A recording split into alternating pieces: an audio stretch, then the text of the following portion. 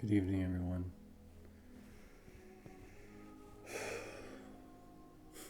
It's been an interesting day, and sometimes very difficult day.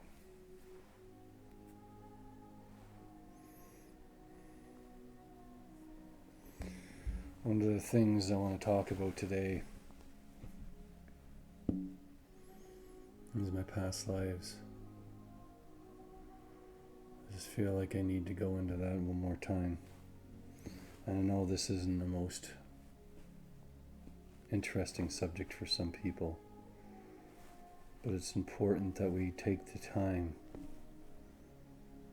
to remember our past. Doesn't mean we have to live in the past, but it means we have to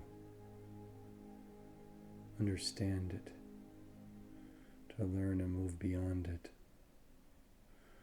Because sometimes the things that are happening in the present are a reflection of the past. And if you feel anxious, if you feel that something isn't quite right inside, it could be that somewhere inside yourself it's time to let that go, or to transform that energy.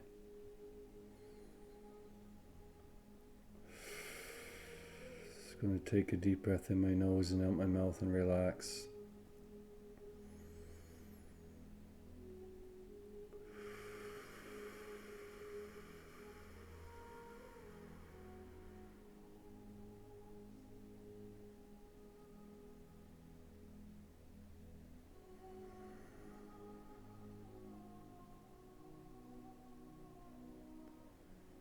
I'm in an area that is building.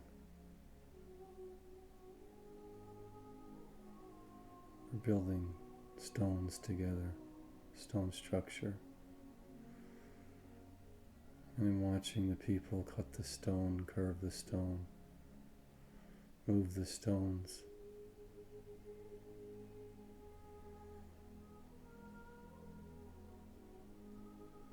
I watch this from a building, looking down from a balcony. It's a hot day, and I'm in a really loosely fitting outfit, and the wind's blowing on my face.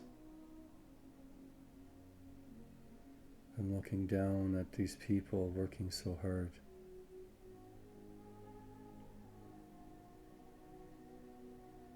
But there's not a lot of sympathy for them. It's just something that it is. It is what it is. It's not that it's a job to them. It is expected of them.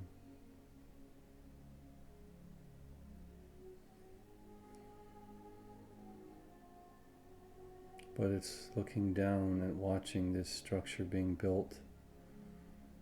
And it is a big structure. I'm not even sure what type of structure it is yet. It's just being built.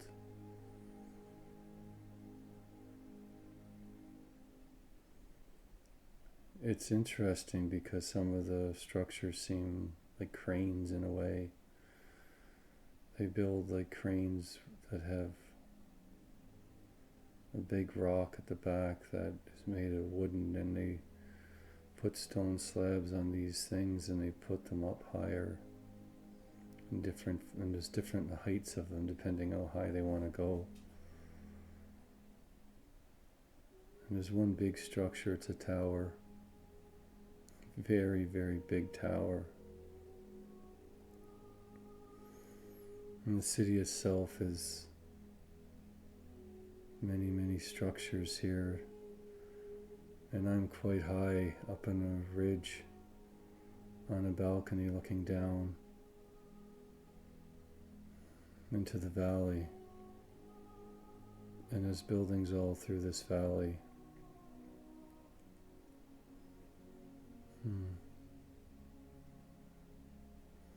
And everything is stone. There is wood but it's just for accents. Even the roofs are made of stone, but they have wooden accents as well.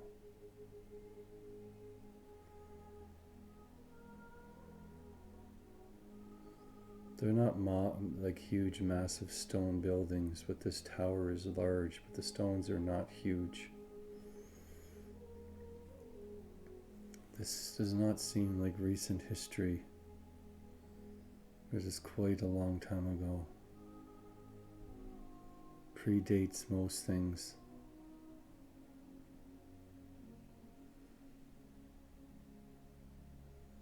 I'm looking. I walk from the balcony into the place, and it's much cooler in here. It's shaded. It has a nice breeze that goes through the whole place.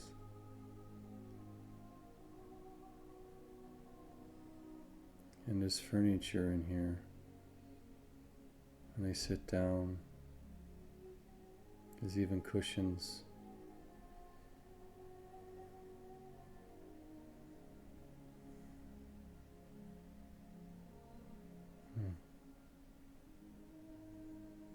I'm not sure why I see this scene in this way. Maybe it's to show me that there was people living in very nice buildings long before we realize.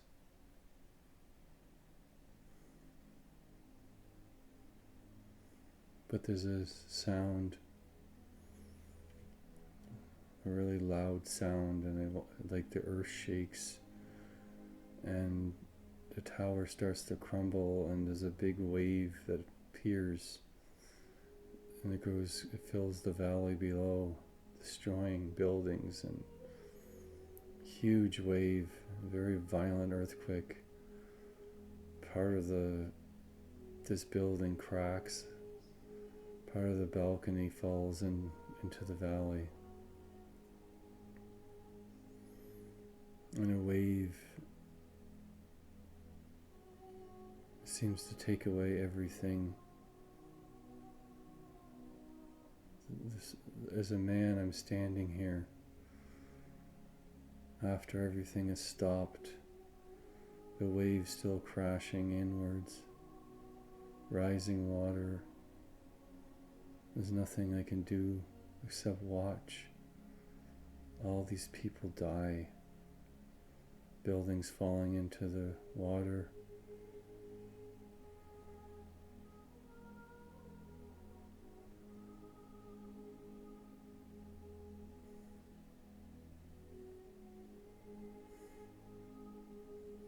There's another massive shake, and this whole section of the cliff falls downward into the water. I'm holding on as the rock cliff, the face just falls. Like a huge section of the rock face falls, and I'm falling down into the water, smashing into the water and a stone on my chest. As I sink to the bottom, I'm looking around and I see people all around me, stone, mud, dirt, but there's bodies everywhere.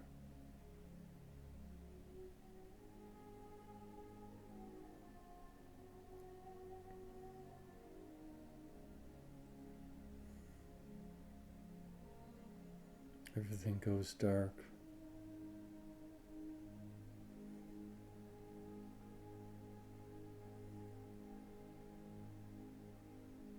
I'm a baby now, a newborn baby, in my mother's arms. I'm giggling and laughing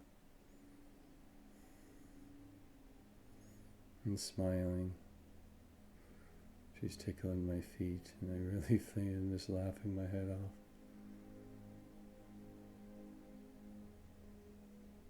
There's a lot of sound outside, and she stops tickling my feet,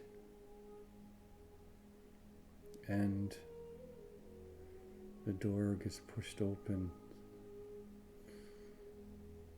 and there's men standing at the door, and they're making lots of sound. There's people yelling and screaming. They take my mother from me and I fall to the ground. And I remember hitting the ground and how much it was like shock was through my whole body. And I'm looking up at her and I'm crying, and they take her outside and I could hear her scream. It's like I focused on her and I could just hear her scream until she stopped screaming. I'm standing alone in this house as the ceiling turns to flames and the smoke fills the building. And I remember all the ceiling falling down on top of me, burying me, and everything turns black.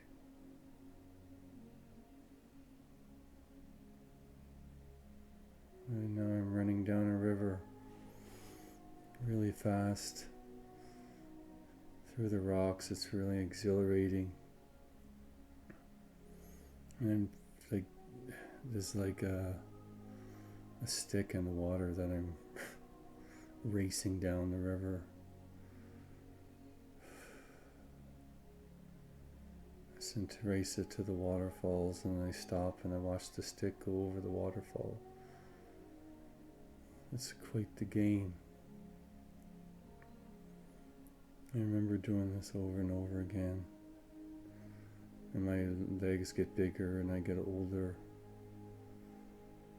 Now I'm hunting in the forest. It's quite exhilarating. You can hear your heartbeat. You can hear the slightest snap of a twig, rustle of leaves, the smell of the animal. It's almost like you can hear the heartbeat of the animal as well. So you know when it's quiet, it doesn't know you're there. But when a heartbeat speeds up, it knows that you're there. So the trick is to try to get as close as possible without alarming the animals, not allowing the heartbeat to rise. That's how you know it was time to strike.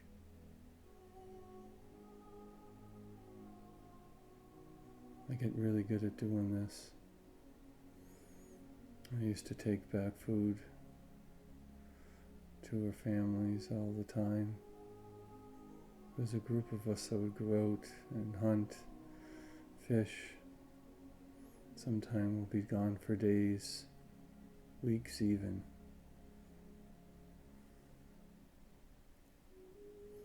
It was a very peaceful life.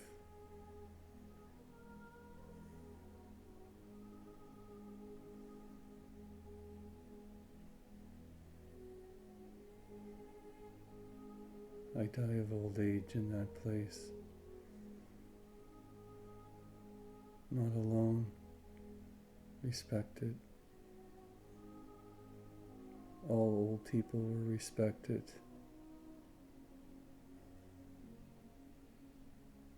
Treated with dignity and honor.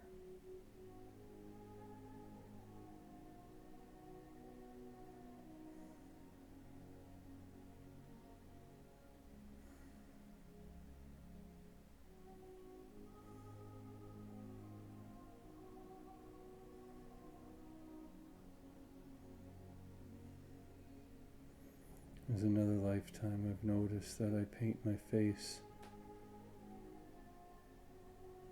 and I'm able to sense nature in a really interesting way. It's like I could tap into the sounds of the forest and they could speak to me. They would tell me about things that are around me, tell me about themselves. They would talk about how long they were here for, what has passed. It was quite interesting, and I could feel the ground and sense any movement, even if they were miles away. I could super focus on things, and I could run for days, and I did run for days.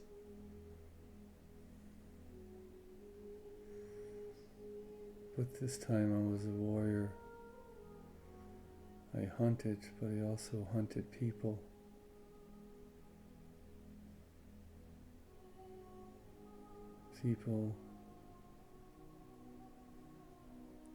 There was like people that would go out and conquer other people. So I would be tasked to go find these people and stop them.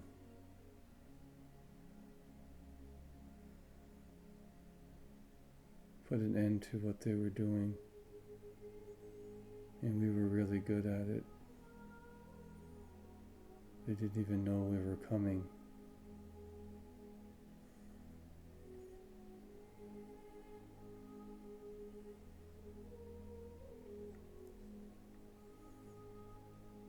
There's something about the earth.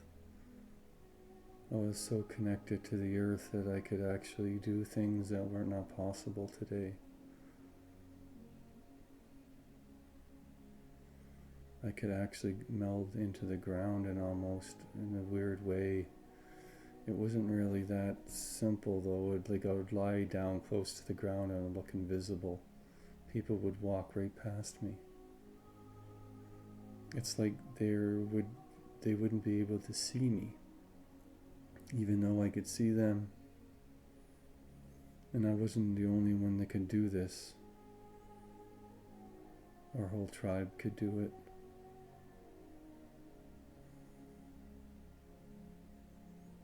And it was the power of the earth and nature. As long as we were honorable and fought for good, for love. It's interesting, the word fight. But at this time it was necessary to protect our families.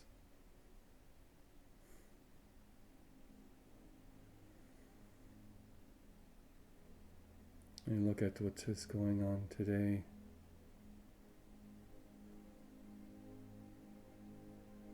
Are people protecting their families?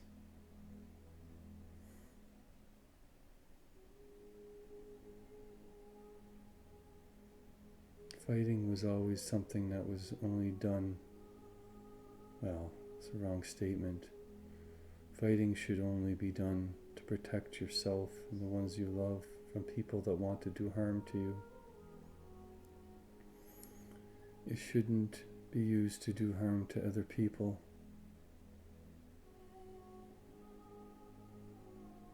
There's something different about that energy, something darker.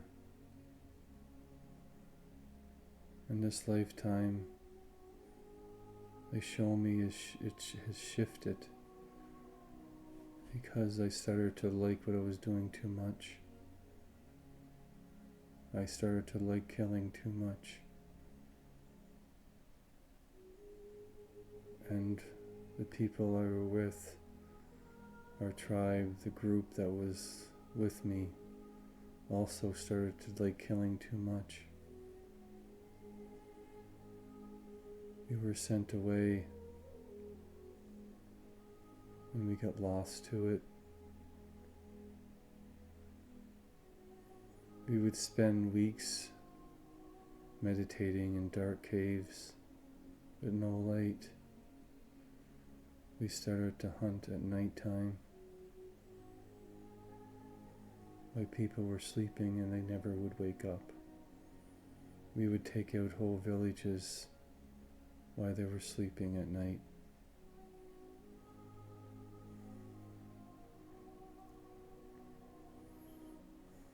The earth stopped speaking to me. Instead, I went into the shadows and they started to speak to me. It's like I could almost turn into a shadow. That's what it was like. Now people couldn't see me in the dark because you always hid in the shadows and nobody ever knew you were there. People would vanish, whole villages, and nobody knew what happened. There would be rumors and fear spread. So we would move on farther away to new lands, and we traveled the whole world, at least the world that we knew of.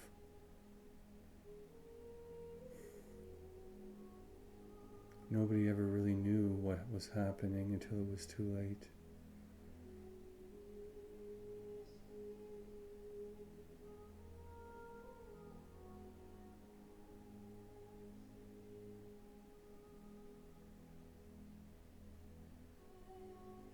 One day I go into the cave and I never return.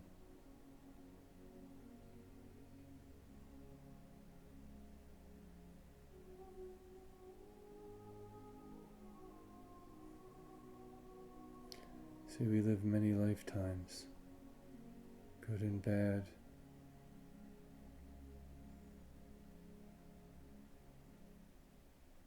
It is easy to fall into darkness if one loses itself to chaos.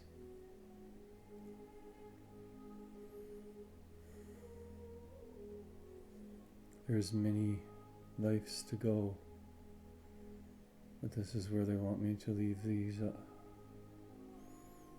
want me to leave it here. On that note, that you could be connected to love and then be corrupted into chaos if you allow yourself to follow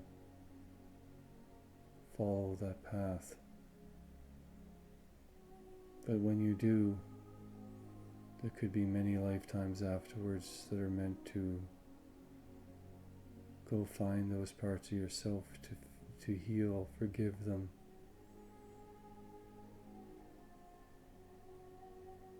Forgive yourself for the hell that you create.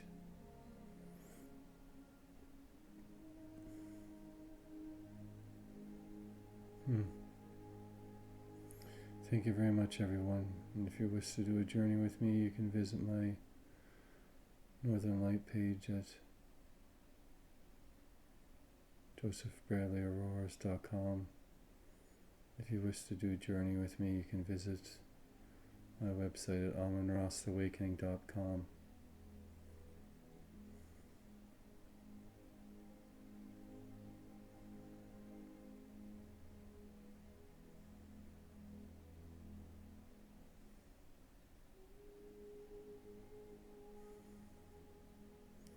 I call upon that one part of my soul.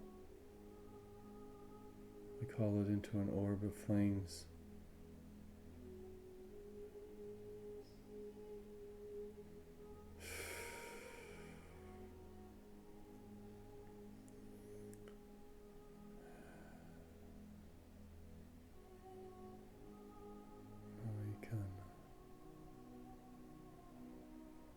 Allow it to be reborn, transformed, and brought back into myself.